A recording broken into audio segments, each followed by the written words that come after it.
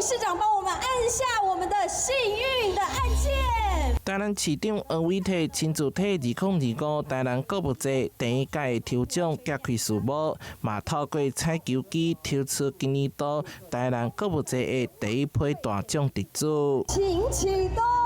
今年台南購物節推出一個月來，訂閱金額超過30億，會員人數持續成長。只要消費滿50塊，就當得到一屆的抽獎機會。這回就送出包括現金、電動機車、家電等價值超過80萬的獎項。黃偉綽也閣宣布，對12月份開始，將推出大禮拜抽獎的活動。不管你去哪邊玩，記得來台南吃東西，來台南住宿，準沒錯。那麼我們購物節今年不僅是月抽，我們每個禮拜都抽一次，所以還有加碼周抽。所以呢，很多活動，很多精彩的獎品啊，都歡迎等着大家。每禮拜二攏有價值超過10萬的獎品，親像是智慧電動車含現金。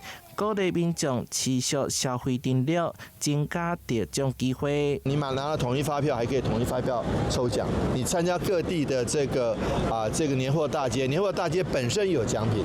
你參加這個購物節，同時你登錄起來，所以一個消費憑證可以3重抽獎的機會。台南市是熱門觀光旅遊地點，市府整合市場、夜市啊以及活動設置資源，掃 QR code 就當把消費金額登錄到抽獎系統，唔但讓民眾更方便參加，同時會當擴大經濟效益。台南新聞社會採訪報道。